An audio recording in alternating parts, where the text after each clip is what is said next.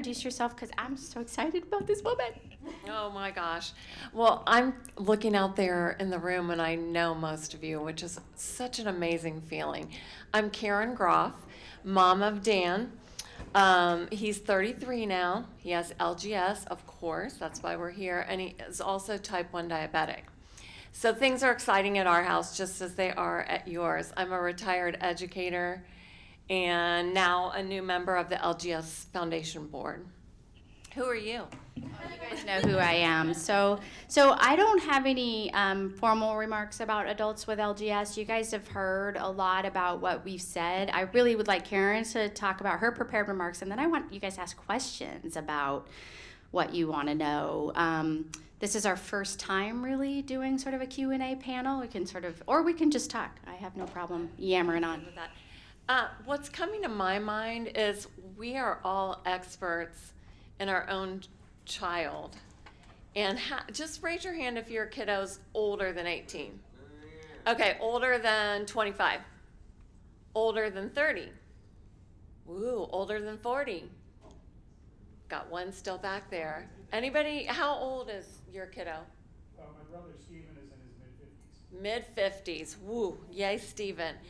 And so you have some level of expertise and expectation about what we might cover here. So just shout out like one of the topics or two of the topics that's foremost in your mind as I deal with adulting and LGS. Behavior. What else? What was that one? Group homes. Okay. Diane, did you have your hand? Quality of life. Back there, Sarah. Decrease in services when school ends in a year from now. I could go on and on and on about that one. Anyone else? Any other topics that are like you deal with every day or you were hoping to get the answer to in this session? I was really curious. I've had this issue with my son that I found out when he was 18 when we found out he had a congenital neck deformity. I learned that he does not understand almost everything that we say to him, but he's learned over his life to act like he does. And while he was in the I just want to know if other people have learned that too and dealt with it, and how you share that with people around you who think that they are way smarter and they know what they're doing when they really don't. You have a good response to that.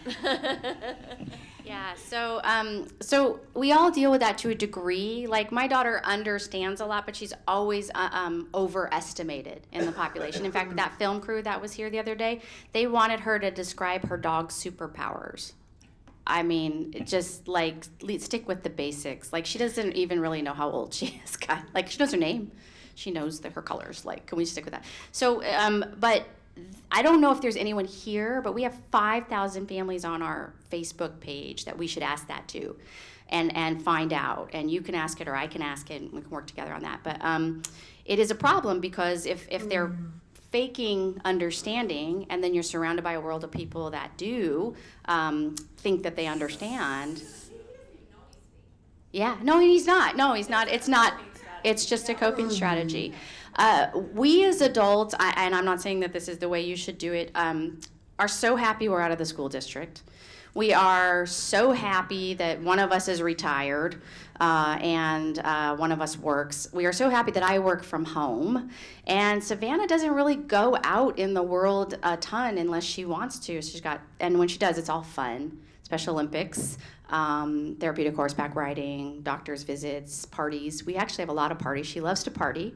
So go to parties and then, interact for a bit.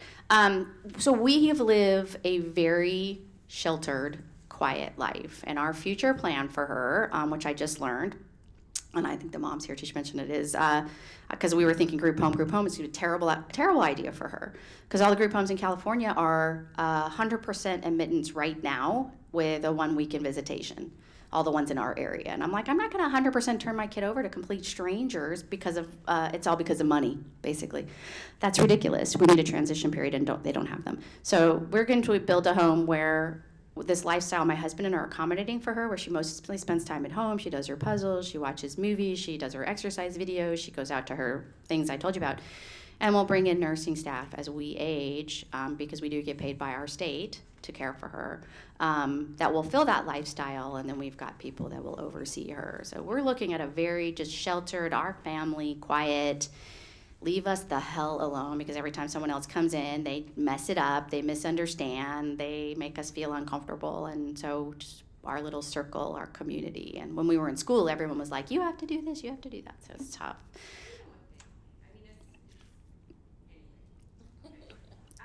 Yeah, I don't know, but it's tough, yeah. Cindy's ready to go. I think, and we are looking at a group home for Ally, but every state is so different.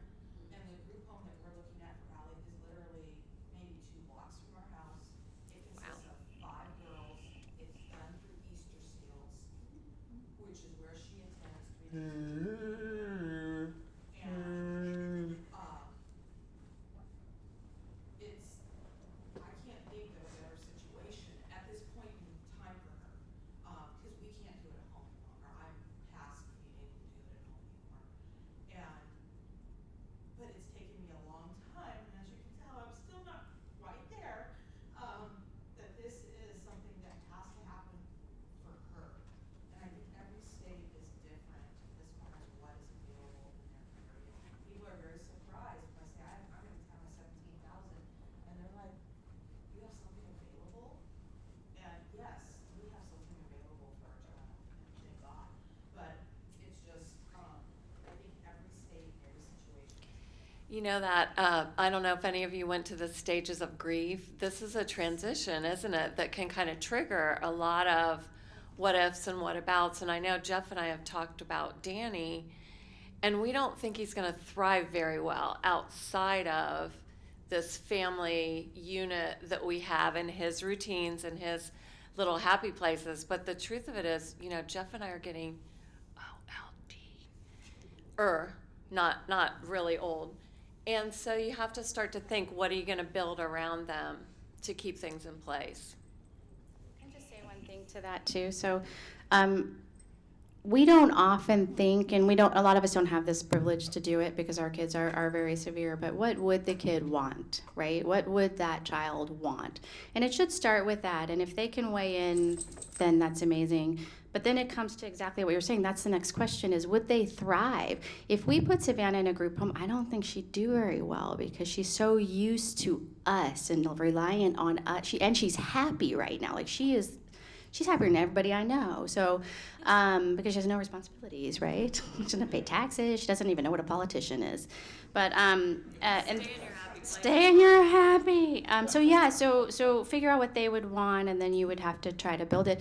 You guys are dealing with a lot of behaviors, and so a group home is going to save your sanity too, and probably your back and your life and all those things. Yeah. Correct. And because it's run by Easter Seals, which is where she goes 3 days a week, she loves, and we call it school, she loves to go to school. And this will enable her to be with her peers that her friends, that she loves every day. And they're telling me they expect her to thrive. And that's creating the circle around her that will allow her to be her best her. Correct. It's gonna be hard, I think, for me, as her mom, to allow somebody else to have a little bit of control. So let's just throw out that topic, behavior, because that was one that was shouted out, and I know Cindy can. How many of you can identify with woo? Adult behavior is a little different than, for one thing, their size. You can't just scoop them up and go somewhere else. What else is getting to you behavior-wise? Nick has something to say about that. He's done being at meetings, that's what he's telling me. I can relate. Yeah. It's the aggression, I think, and the unpredictability of the behaviors. It's almost like they're having sometimes a temper tantrum, but like I said, they're not 2 years old where you can just pick them up and get them out of whatever situation they're in. They're gonna yell and scream no matter where you are. But the problem is. There's not that filter. And all that stuff. But the problem is cognitively, they're 2 years old. Right. You know, and so they are having a tantrum.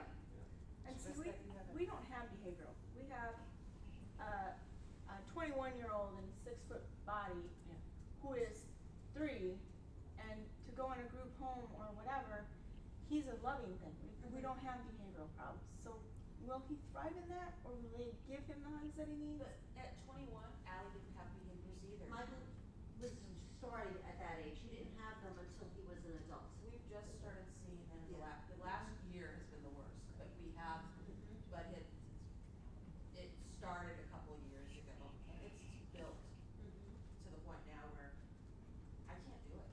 I Maybe can't. she's communicating to you that she wants to be more independent, meaning she wants to move into a group home. 'Cause that's what Trying to Michael wanted. separate like they do sometimes before they go to college, typical Michael wanted to developing, leave. yeah. So that made that a little easier. Well, and I know with Danny, he is really in a pretty good space as far as, you know, we have a psychiatrist that is absolutely amazing and has helped us achieve a balance. And I think it's just kind of where he is developmentally, because he's 33, but 18 months to 2-year-old developmentally. But when he's not good, it's not good.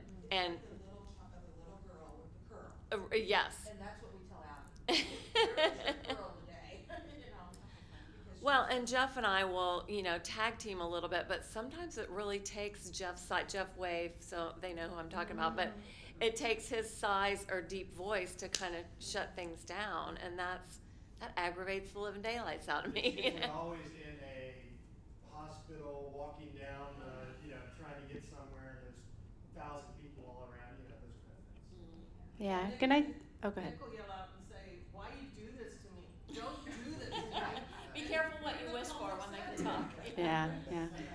So I could see, and so we have to transition. So I think I have this plan, right, for my daughter, what we're building to. But as her seizures have lessened, she's becoming more and more independent. So if anybody has spent any time with Miss Sass Queen and Miss Opinionated, I could see her getting to a point. I know.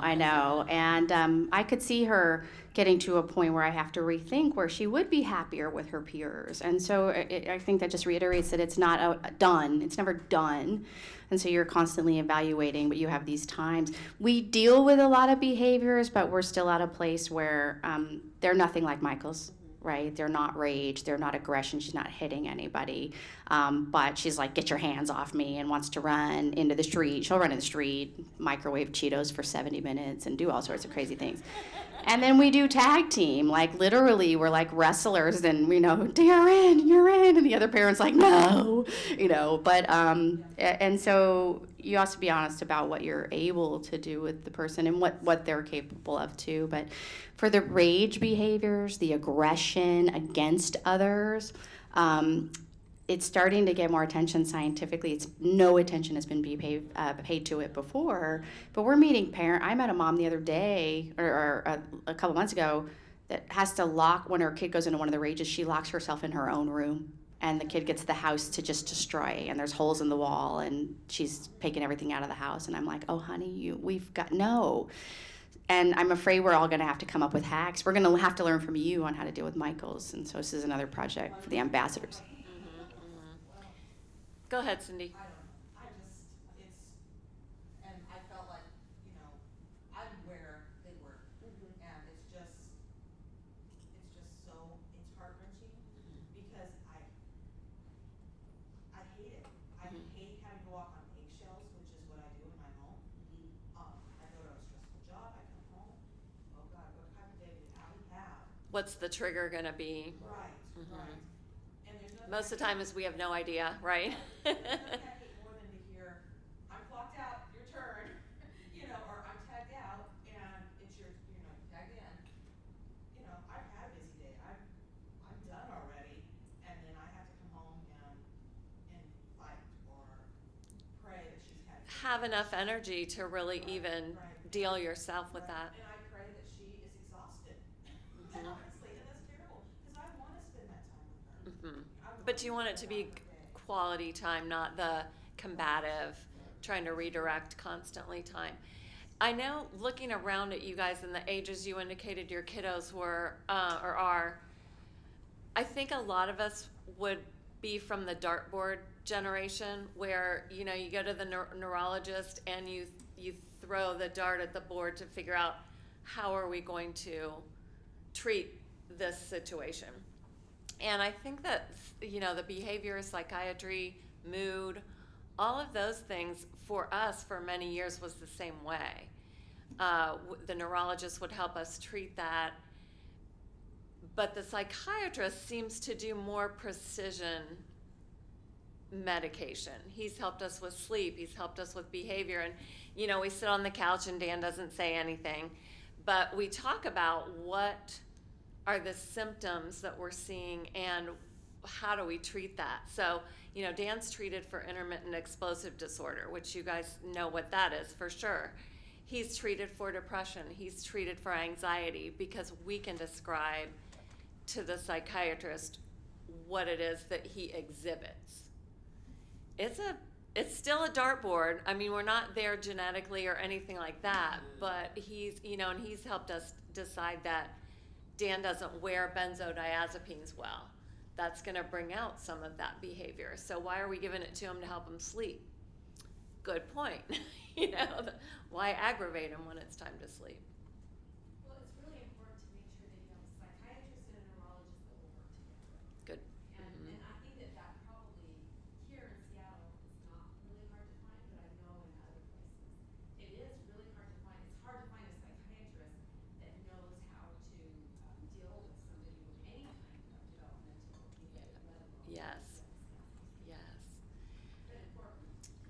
But one thing we can also do, all of us that do know the good ones, we can try to share that with the other people. So you've got some good ones in Ohio, and if you've got good ones here in Seattle, you know, who would those be so that the journey is a little less crazy? But like at the foundation, we can create resources and things that you could just go, yeah. Yeah. So, Karen, Tracy, I'm sorry, do you want to take maybe one more question? yes, we'll wrap up. We hear your message. Well, lunch is waiting. Good, we're hungry. I don't want to take away on you. So, I think one of the things that we've learned over time is that if we're clear on our filters, what are our priorities? Number one, is he safe? Number two, what's that happiness, quality of life factor? And number three is learning, icing on the cake, you know, anything else we can squeeze out. But we always default back to that to say, well, it's kind of like Dan's hierarchy of needs or the Groff family hierarchy of needs. Eva, last one. I'm just grateful that when we've come here, the last conference and this one, that no one is judging any family on what they're choosing to do. I feel really strongly that we've been supported in what we're doing, which is similar to what Tracy, what you're doing, but what anybody other parents do with their kid, we're like, hurrah, do what you can, and I'm so grateful, because we don't find that in the medical community, we don't find that even among other parents of special needs kids, because they don't get our lives. That's a gift we can definitely give each other. Yes. We need an adult Facebook page. I know there's one that's kind of quietly operating. We probably need to link it to the LGS Foundation, because that would put us in touch with each other a little bit better maybe. Well, thank you, and go have some lunch.